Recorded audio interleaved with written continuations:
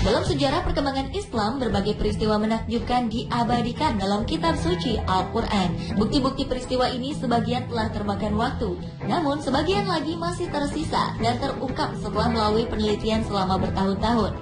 Dari beberapa peninggalan yang masih ada, kiranya jejak-jejak Islam yang tertoreh di alam selayaknya menjadi pengingat kita semua agar senantiasa meningkatkan iman dan takwa kepada Allah Subhanahu wa Ta'ala. Dan inilah 7 jejak Islam di alam versi on the spot.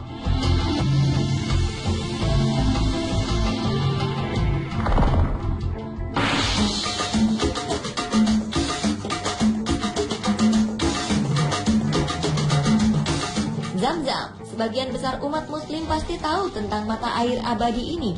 Zam-Zam merupakan sumur mata air yang terletak di kawasan Masjidil Haram sebelah tenggara Ka'bah. Mata air ini memiliki kedalaman 42 meter.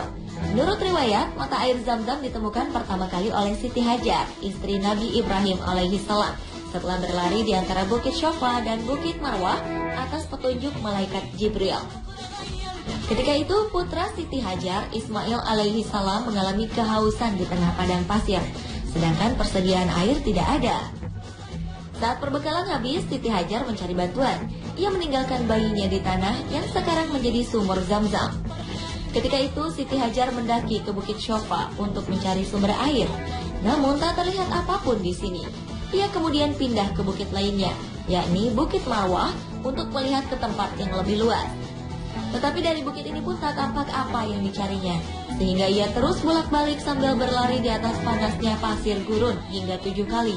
Saat ia kembali ke Ismail alaihi salam, ia melihat air telah memancar dari tanah di dekat kaki bayi yang sedang menangis itu. Umat Islam percaya jika Allah telah mengutus malaikat Jibril untuk memunculkan air di sana. Zam-Zam, yang berarti berhentilah mengalir, adalah ungkapan yang diucapkan berulang-ulang oleh Siti Hajar saat berupaya menampung air itu. Dari hasil penelitian dilaporkan bahwa kedalaman sumur Zam-Zam adalah 30,5 meter. 17,5 meter terdiri dari bebatuan granit. Salah satu kelebihan air Zam-Zam adalah memiliki kandungan mineral, khususnya fluoride yang lebih tinggi. Bagi manusia, kadar fluoride yang tinggi dalam air minum bisa memberikan berbagai manfaat, khususnya untuk menjaga kesehatan gigi dan mulut.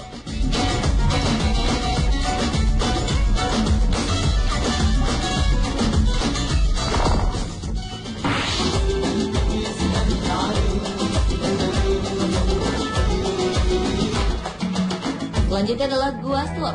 Gua ini terletak di Bukit Sur, tepatnya di sebelah selatan Masjidil Haram sejauh 4 km. Tinggi gua ini dari permukaan laut sekitar 748 meter. Gua Sur merupakan bebatuan keras berbentuk seperti perahu terbalik. Tinggi gua ini sekitar 1,25 meter, sedangkan panjang dan lebarnya 3,5 kali 3,5 meter. Gua ini memiliki 2 pintu, satu pintu dari sebelah barat, tempat dahulu Rasulullah Shallallahu Alaihi Wasallam pernah memasukinya.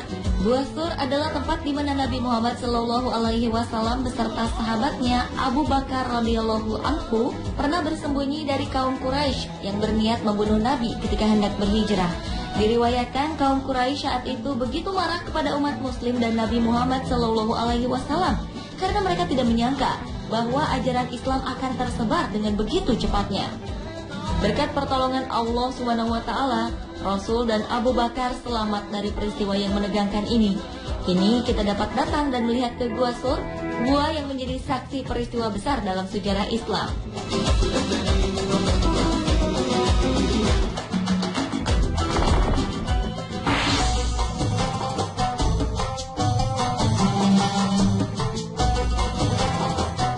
Cerita tentang Bahtera Nabi Nuh menjadi perbincangan di kalangan awam, arkeolog, dan sejarawan dunia. Sejumlah peneliti menemukan bukti-bukti valid tentang keberadaan kapal Nuh.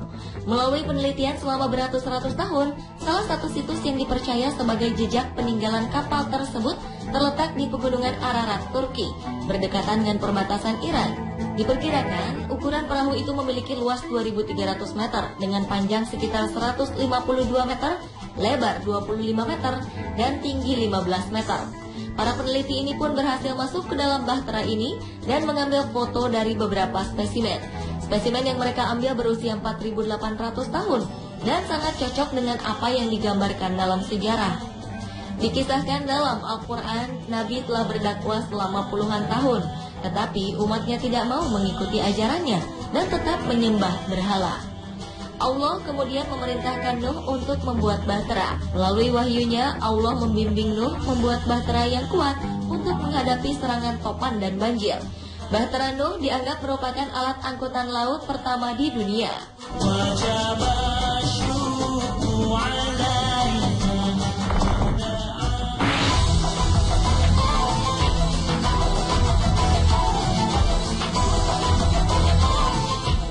Satu tempat yang tak pernah sepi dari kunjungan para jamaah haji. Tempat ini bernama Jabal Rahmah, satu gunung yang disebut-sebut punya kisah pertemuan Adam dan Hawa. Bahkan terdapat monumen yang menandakan romantisme keduanya. Jabal Rahmah berada di tepi Arafah, suatu kawasan di bagian timur di luar kota Mekah. Rahmah memiliki arti kasih sayang. Nama ini diambil dari suatu kisah yang diyakini oleh umat muslim, yaitu pertemuan antara Adam dan Hawa. Ketika Adam dan Hawa diturunkan ke bumi oleh Allah Subhanahu wa Ta'ala, mereka terpisah. Hingga akhirnya kedua manusia pertama di muka bumi ini bertemu di Jabal Rahmah. Untuk mengenangnya, di atas Jabal Rahmah terdapat suatu tugu persegi 4 yang terbuat dari beton dengan lebar 1,8 meter dan tinggi 8 meter. Masyarakat setempat percaya lokasi bertemunya Adam dan Hawa persis di titik tugu ini.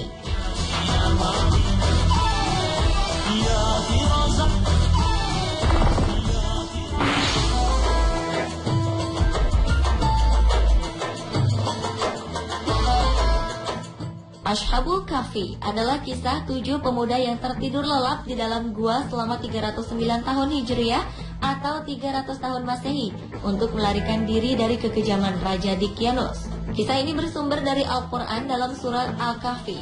Menurut beberapa sejarawan Islam, ketujuh pemuda ini bernama Maksalmena, Martinus, Castunus, Bairunus, Danimus, Yafbunus, dan Tamlika, serta seekor anjing bernama Kitmir yang dipercaya sebagai anjing yang akan masuk surga. Beberapa berpendapat sejarah ini terjadi di Suriah, tetapi ada beberapa ahli Al-Quran dan Injil berpendapat mereka berasal dari Yordania. Lokasi Gua Ashabul Kahfi terletak di Yordania. Gua ini memiliki sebuah lubang di atasnya sehingga cahaya bisa masuk. Selain itu, bentuk gua yang terdapat di Ar-Rakim ini sangat luas dan lapang serta tidak dalam.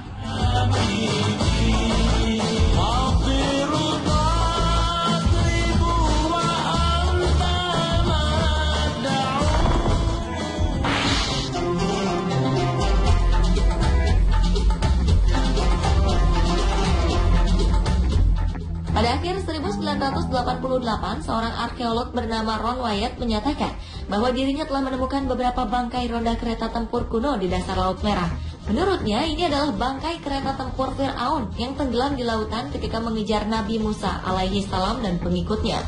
Selain menemukan beberapa bangkai roda kereta, Wyatt bersama timnya juga menemukan beberapa tulang manusia dan tulang kuda di tempat yang sama.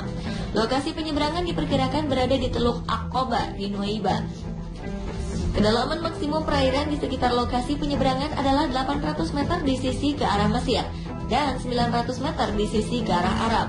Sementara itu di sisi utara dan selatan lintasan penyeberangan kedalamannya mencapai 1.500 meter. Menurut kitab suci Islam maupun Kristen, Nabi Musa alaihi salam memimpin umat Yahudi keluar dari Mesir atas kejaran Fir'aun pada 3.000 tahun lalu. Saat itu Nabi Musa alaihi salam membelah Laut Merah untuk dapat dilintasi oleh rombongan Musa sebelum menutup kembali dan menenggelamkan bala tentara Fir'aun.